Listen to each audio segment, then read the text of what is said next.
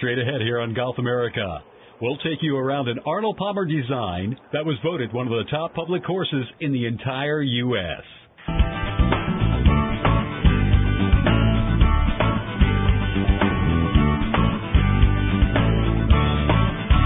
Hi, everyone, and welcome to Golf America. Also coming up this week, we'll take another look at the rules of the game, all in an effort to help us become better players. Well, this week we're heading to a course similar in nature and just as beautiful, and like the which, it requires that you make good shots. You bring your A game with you, as you're about to see. People come into the shop and have heard about River's Edge and are really excited about getting the opportunity to play it. And if you haven't played this layout, then you owe it to yourself to tee it up here at least once in your golfing life. Carved out of the bluffs that overlook the Shallotte River in southeastern North Carolina, the River's Edge Golf Club opened back in 1999. And since then, it has reaped honor upon honor. For example, Golf Magazine ranked it among the top new courses you could play in 2000. It was ranked 83rd of the top 100 public courses in America by Golf Digest. And hands down, one of the top public courses you could play in the entire Tar Heel State. Designed by golf legend Arnold Palmer, River's Edge offers 5 sets of tees. Take it all the way back to the gold tees, and this layout plays to just over 6,900 yards. With a course rating of 74.7 and an eye-opening slope of 149. Move it up to the forward black tees, and the course plays to 64.40.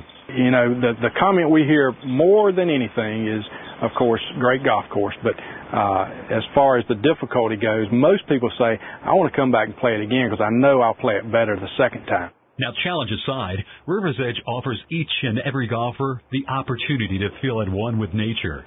7 holes that run along the Shallotte River or either across the Shallotte River. But not only are the holes along the water great, so too are the interior holes, like the par 5 third hole. Here, Palmer and his design team created a true 3-shot hole that will require long hitters to leave the driver in the bag, taking the marsh on the left out of play. And don't miss that drive and don't miss that second shot because you're going to pay. But there are some holes that you can score on and make birdies, no doubt. Another hole is the par 5 17th. Not terribly long by today's standards. From the back tee, 17 plays to only 490 yards. But still, this hole will present itself as a challenge as it plays along the water. And even for the average player, a hole like 17, it's, not unreasonably long. You hit 2 good shots and you got an easy third into the green. And speaking of the greens, Palmer uses a mix of bunkering and grass mounding around those green complexes, but foregoes any dramatic movement on the putting surface itself. You're right. There aren't huge mounds, huge breaks, more subtle breaks, but I would certainly not characterize the greens as easy. The River's Edge Golf Club and Plantation in Shallotte, North Carolina, located on one of the most breathtaking pieces of property that you'll ever see. And a course that will challenge each and every golfer who tees it up there, leaving them wanting more and more. River's Edge, a design that is worthy of the king himself. People really appreciate the golf course and what a great layout it is and the views. It's a treat for people to play. Of the 4 par 3s at our course of the week, the River's Edge Golf Club in Shallotte, North Carolina, none of them play to over 200 yards. Yet, if you looked at the stroke average for most players there, it would be above par. And the reason is the green complexes, whether protected by water, bunkering, or mounding. In the case of hole number 8, the green complex is protected by all of the above.